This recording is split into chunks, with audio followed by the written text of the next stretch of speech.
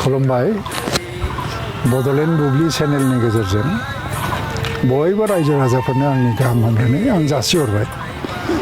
रंजालि बैसागुआ फैबाय आरो रंजालि बैसागु फैनाय लोगो लोगोनो जोंनि गामि सोहोर जेरावबो साफ्रोमबो मानसिया बे बैसागुखौ बरायनो रेडि।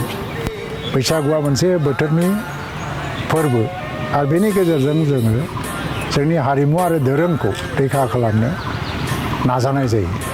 बैसागु फोरबोआ बबेबा मोनसे धोरोमनिल' फोरबो नङा, जों गासिबो धोरोमनि फोरबो। जोंनि बर' माहारिया बेखौ हारिनिनो मोनसे फोरबो हिसाबै गोदोनिफ्राय फालिबोदों।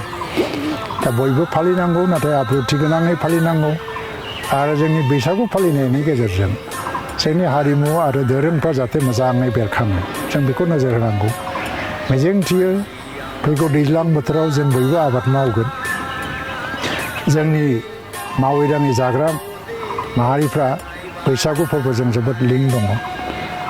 जोंनि जिउ बयनिबो जिउ खांनायाव फरायसाफ्रा फरायसा हिसाबै, मावग्राफ्रा मावथिफ्रा मावथि हिसाबै, हालुवाफ्रा हालुवा हिसाबै आरो बायदि रोखोमनि खामानि मावनानै जाग्रा सुबुंफ्रा गाव गावनि जिउआव जाहाथे गोजोन जौगानाय मोननो हायो, बेनि थाखाय आं अबंलावरिनाव मिजिंथियो आरो बयनोबो खेबसेबाव गोसो गोरबोनिफ्राय रंजालि बैसागोनि मुङाव आंनि गाहाम हामलायनाय जासिहरबाय। गोजोन्थों।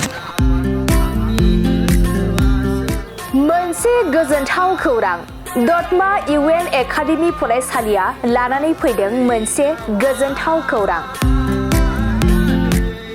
नंगौ, दतमा इउएन एकाडेमि फरायसालिया लानानै फैदों बेसेन नाङै मुं थिसननाय। दतमा इउएन एकाडेमि फरायसालिया 2025-26 सोलोंथाइ बोसोरनि थाखाय केजि 1 निफ्राय थाखो 8 सिमनि थाखाय बेसेन नाङै मुं थिसननाय होगासिनो दं। आरो बिथराय आरो फाइलिनि थाखाय फर्म बिलाइनाय आरो मुं थिसननायाबो सोलिगासिनो दं। आरो दतमा इउएन एकाडेमि फरायसालियाव हौवासा आरो हिनजावसाफोरनि थाखाय हस्टेलनि खाबुबो दं। बिनिखायनो नोंथाङाबो नोंथांनि गथ'खौ दतमा इउएन एकाडेमि फरायसालियाव बेसेन होआजासे मुं थिसननो सानदोंब्ला आरो हस्टेलाव दोननानै फोरोंनो सानदोंब्ला थाबैनो मुं थिसननो हागोन। आरो नोंथाङा आबुङै मिथिनो थाखाय नैबे 7002660387 जानबुं नम्बराव कल खालामना खौरां लाहरनो हागोन।